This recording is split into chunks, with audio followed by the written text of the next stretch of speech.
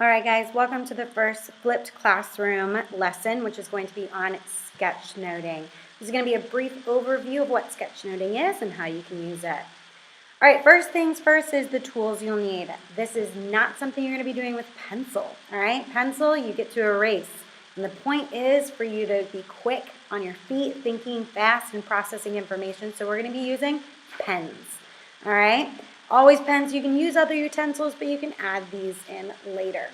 All right, so like I said, a brief overview of what it is, why you should use it, when you can use it, and some things to help you get started. All right, so first off, what is sketchnoting? All right, sketchnoting is basically what it sounds like. It is visual note-taking. All right, normal note-taking, you are just writing information, but sketchnoting is accessing a different part of your brain when you're involving visuals as well, such as different things like boxes, brackets, banners, doodles, drawings, all those kinds of things. So why are we wanting to use these things? So we're going to combine text, all right, normal part of note-taking, with visuals. And what this does is it activates a part of your brain that otherwise lies dormant during this learning process, all right? Activating that part of your brain by incorporating the creative elements is going to give you a greater understanding and actually increase your capacity to remember what you're learning. All right, so there are several times when it's appropriate to sketch note. And so some of those are going to be obviously when you're taking notes in class. This is going to be a faster process, but it's something that you can always go back when you're studying at home and slow down and maybe even rewrite the information in a more organized sketch note. All right, when you're planning out projects is going to be a good opportunity, and when you're just working on different ideas. These are all times when you can do sketchnoting. All right, so let's talk about some of the hows of sketchnoting, some of these tools. We're going to be talking about 5 different tools that you're going to use every time you sketchnote. And one of the most important ones is layouts. This is going to be how you're organizing your page. There's so many different ways that you can do this. You can work in a timeline, which is the first one I'm working on here. You can kind of progress a little bit more logically from left to right, right to left, however you're more comfortable. You can do a mind map where it kind of is an idea exploding out of the middle. But this is really important to figure this out because this is really a reflection of how your brain works and how you're going to process the information as you look back at the sketch note. The next thing we're going to be talking about is banners and brackets. These are great ways for you to organize the information that you're hearing and pull out key information. Maybe you're not quite comfortable with the idea of doing an entire sketch note. These are great ways that you can draw attention to things like new information that's being given, new ideas, and even maybe pulling memorable quotes from a teacher or something that the teacher's teaching, or someone that the teacher's teaching you about.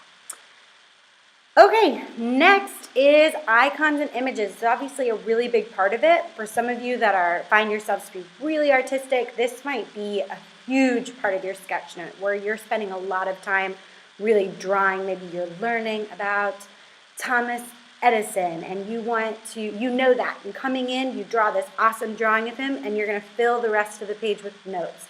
If that's going to help you and that's going to get you excited about what you're learning and remembering, then go for it. All right, so you see I drew some icons. These are things like calendar reminders, important ideas. These are all things that are going to help you to remember or to be able to go into a specific part of your text and say, oh, when I draw a light bulb, it means that this is a new idea or a new concept. Now you can see I've started drawing some stick figures down at the bottom. We have the original stick figure, really lame, or you can give a little bit of movement and weight to your stick figure in order to portray more emotion and some ideas. All right, next are containers and dividers. All right, so these are going to be things that either bring ideas together or separate your ideas, because sketch notes can get a little chaotic. So you can emphasize things with arrows, divide things with lines. You can draw important attention to maybe a specific idea with brackets or other ideas, or go in with more of your icons and images idea and literally point out something that's important in the text, right? Something that's going to keep you excited about what you're doing and learning, but definitely organizing those ideas.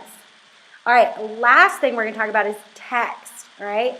This is obviously a huge one, right? So fonts and lettering, this is going to be the bulk of your sketch note, or it really should be, because you have to be writing the information down. So you might write big for a big idea, small for small details, right? Some of those more obvious things. One thing that I used to do in my note taking is I would be writing in normal text when I was note taking, and then anytime I had an idea, I would write it out in script. And so these were like my ideas were in script versus what I was hearing from the teacher was normal text, right? This is another way where you can bring in color and different things to emphasize. All right, so the big thing that I want you to remember and keep in mind as you try sketchnoting, hopefully starting this week, is to synthesize and prioritize. You need to be organizing, recalling, and recreating this information in these sketch notes so that you can fit it into what you already know and what you need to remember. All right, we've got lots of resources for sketchnoting on our classroom website. The link is here in the video, and you can also find it in the syllabus. I hope you all give sketchnoting a try this week.